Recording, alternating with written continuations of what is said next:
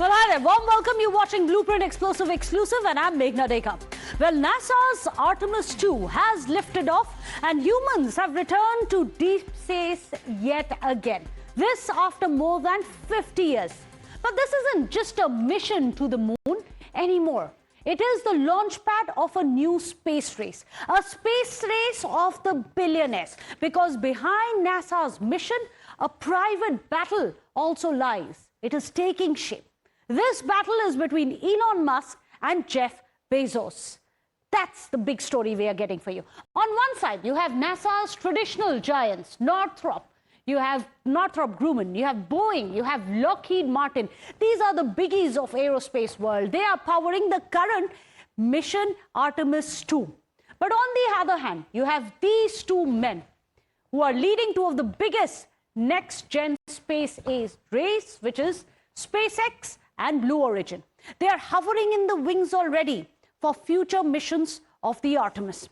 Well, here's the big shift. NASA's current rocket system is costing a staggering $2 to $4 billion per launch. It's expendable. It is old school and it is expensive above all of that. But the new players, these are the new players, the new boys in block, they are building reusable rockets. They are all designed to fly yet again. Not just once, they can fly for a second time. This, of course, cuts the cost, and they also move much, much faster. So NASA is now already pivoting.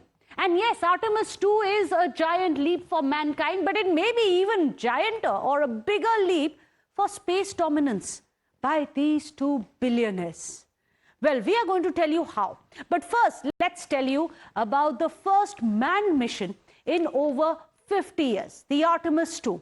Let's get you a breakdown of who really has built which component for the Artemis II. Let's first start with the core launch system. The core launch system, or as it is called, the SLS, the Space Launch System. This is being built by Boeing, the core stage. This is essentially the main rocket body that provides the primary thrust. Then you have the solid rocket boosters. Northrop Grumman are the ones who have built the twin solid rocket boosters that provides that extra lift during the launch. Then you have the crew capsule, which is also called the Orion spacecraft in the Artemis III. This one is being built by Lockheed Martin, another one of the old guard biggies in aerospace. They have built the spacecraft which carries the astronaut. Then you have the Orion service module. Who's building it? This one is being built by the European Space Agency.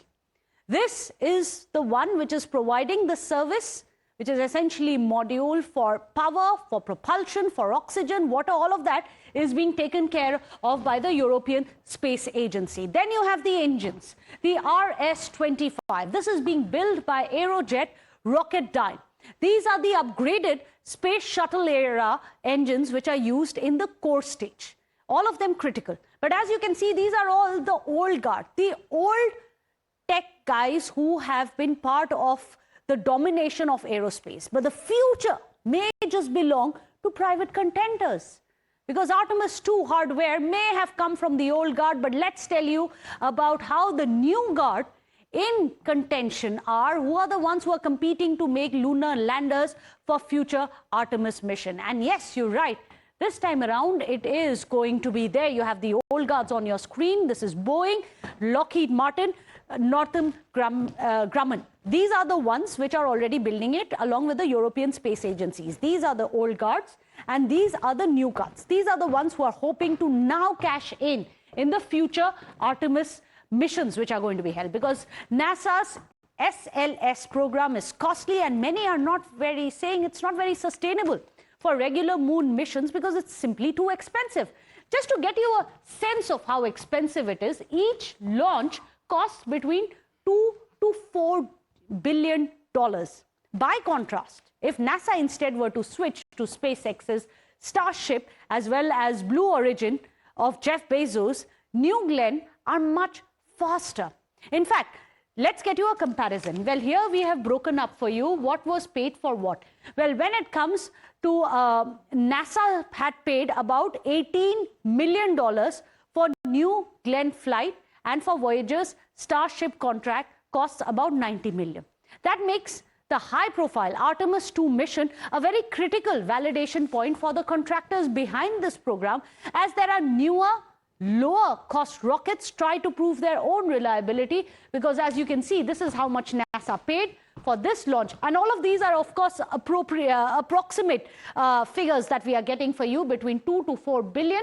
But these guys, Jeff Bezos and Elon Musk, could possibly do this. Blue Origin's New Glenn, for example, for NASA, would possibly, Blue Origin, of course, is founded and owned by Jeff Bezos.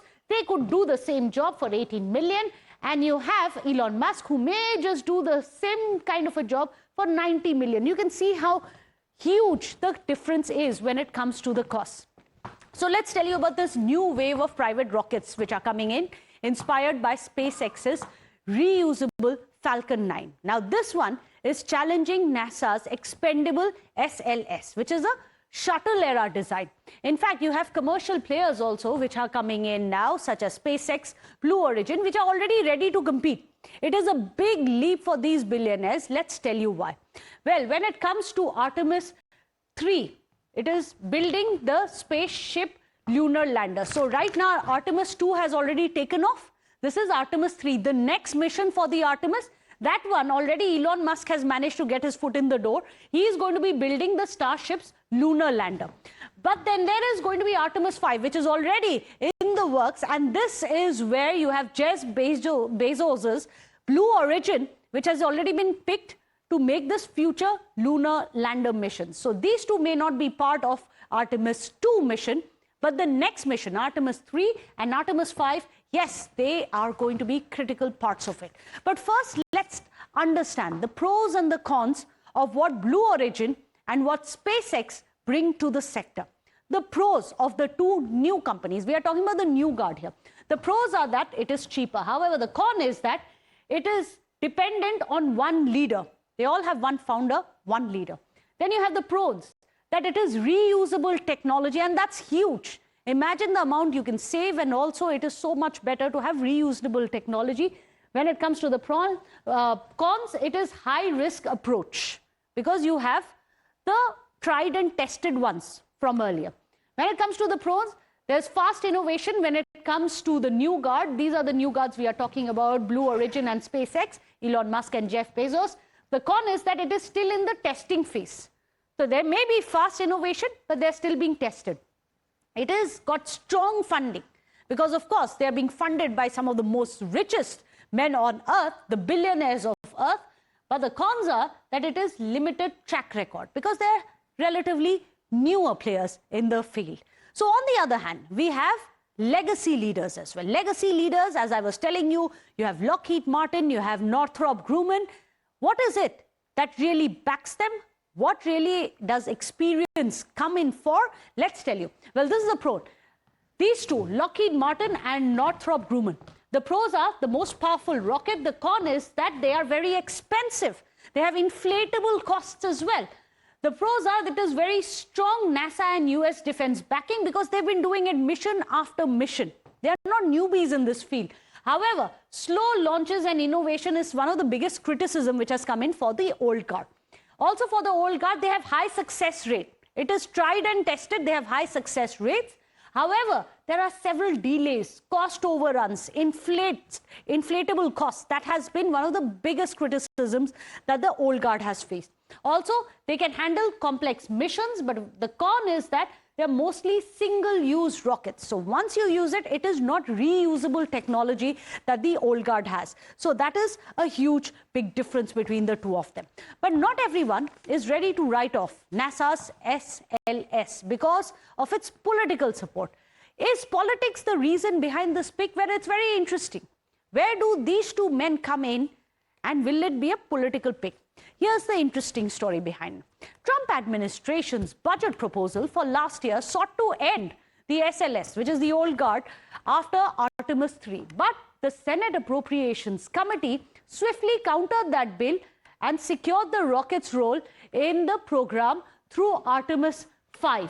So while privately owning rockets are now showing lower costs and greater innovation, the need to stick with SLS is also then a political bid.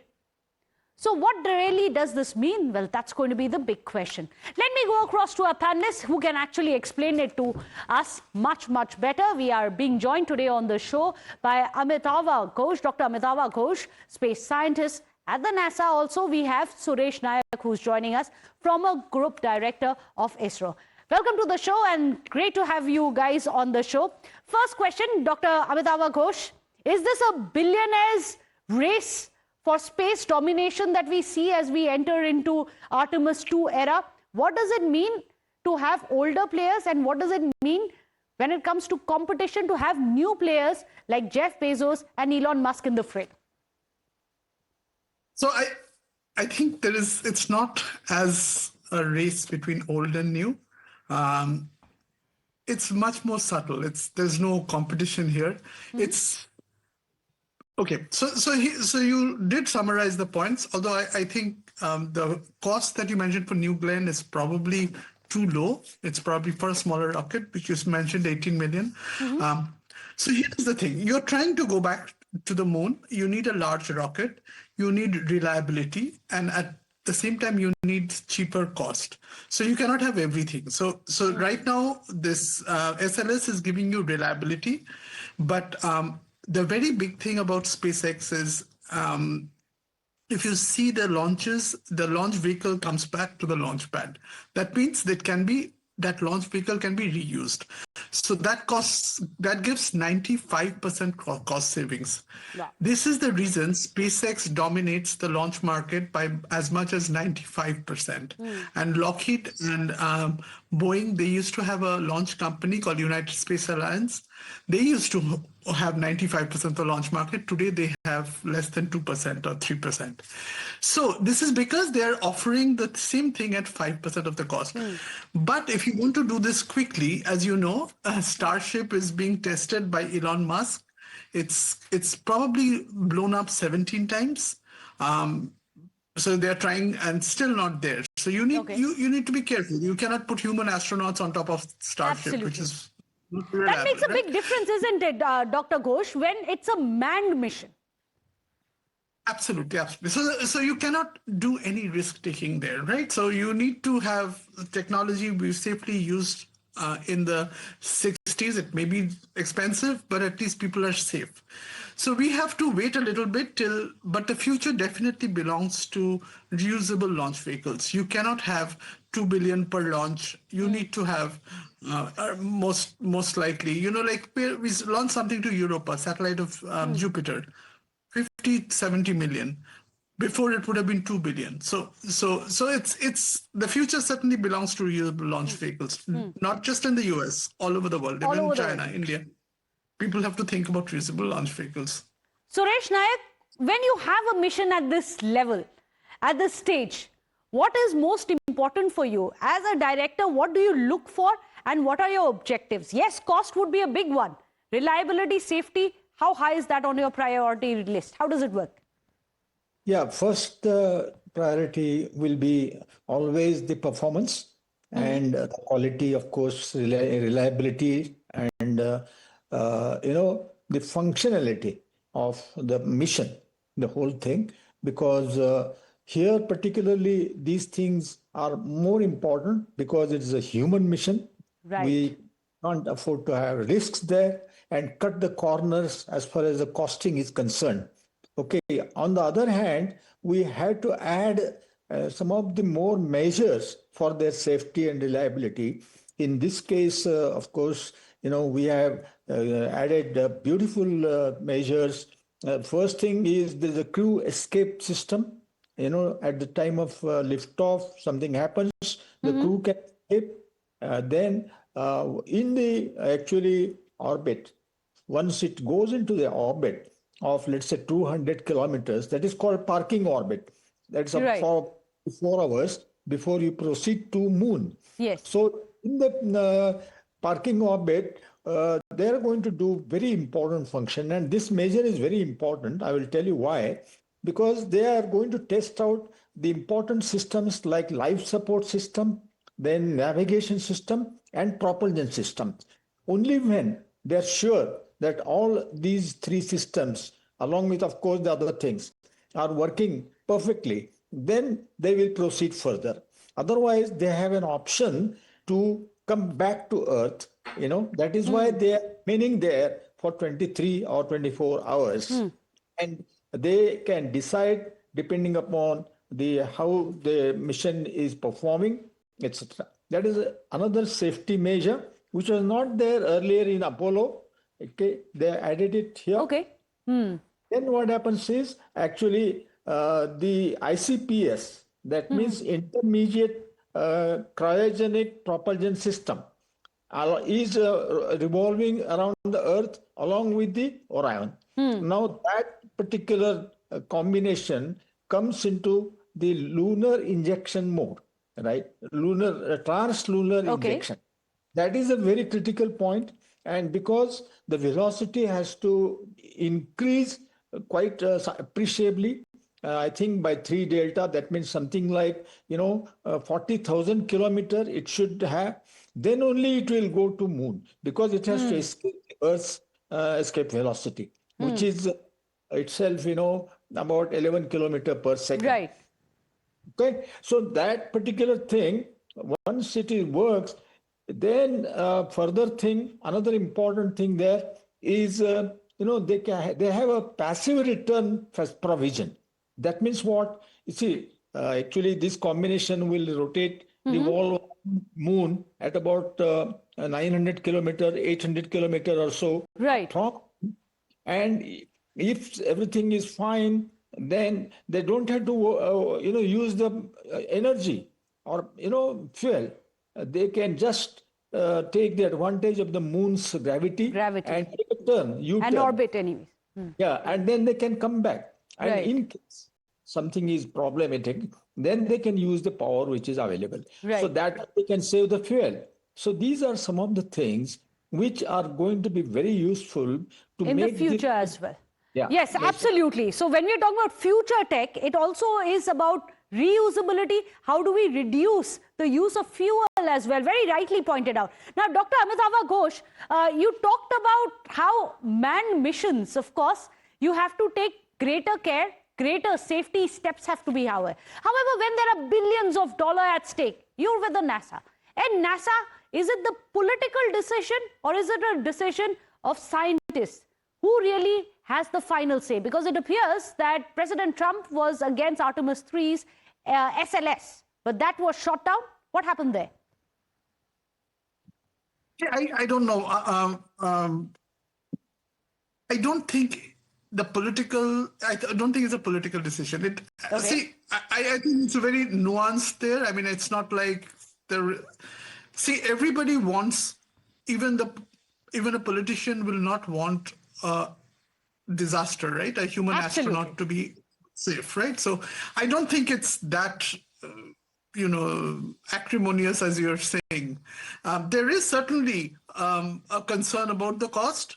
At the same time, the safety is also very important. So why the cost is important? Because like $2 or $4 billion. I think the NASA administrator pointed out two things. One is you need to have a quick succession of missions for this Artemis program to the moon to be successful. So there should be multiple missions.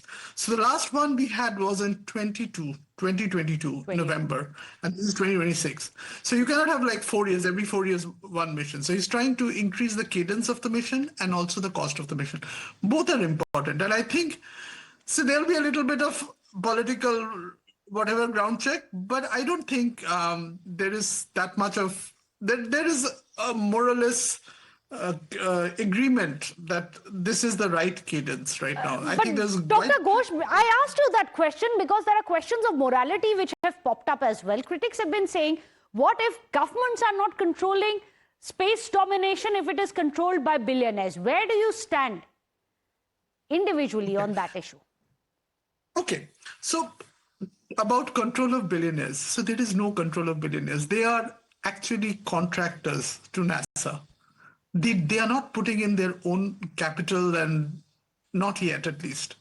So, Okay, fair so they are enough. not, they are just contractors. So it's not like, you have Facebook or something, they have their own money, they're coming out with VC money. And so they are contractors. They have to do what NASA asks them to do. And Okay. otherwise they will not get paid. It's a So the contract. control still stays with the government, you say? The control is very much with the government. The influence Why is may SpaceX- increase. Influence? Whose influence? The private SpaceX- sector's influence of the likes of Jeff Bezos and Elon Musk. Now, this is an interesting one. Unfortunately, I've been told I'm completely out of time. But thank you so much, Dr. Amitava Ghosh, for joining us, as well as Dr. Suresh Naik. It's a pleasure to have your thoughts on this. Of course, we could have a much longer conversation, but we are out of time. But appreciate it nonetheless. So there you have it. The space race may have been kicked off, but the big question is, who really is going to be winning it? Not just about the launch, it's also the billionaires' race for space domination. We leave it there.